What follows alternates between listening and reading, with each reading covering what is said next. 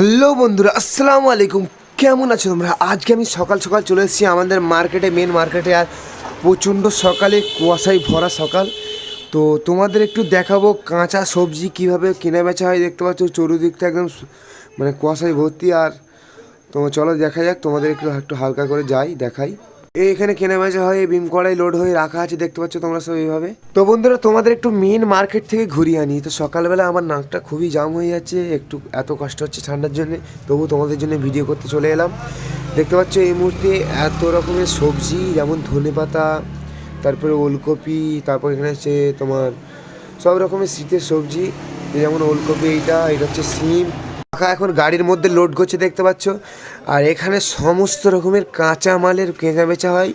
তো দেখতে পাচ্ছ এই কাকুর কেনা বেচা এখন মোটামুটি কেনা কমপ্লিট হয়ে গেছে। তো যে যার মতো এখন লোড করছে, কেউ গাড়িতে নোট করে মাল কেনা হয়ে যেতে বাড়িয়ে যাচ্ছে, কেউ আবার দাম দর করছে। যেমন এখানে তোমার লোটে শাক, বেগুন, তো অনেক কিছু আছে, বিম কড়াই।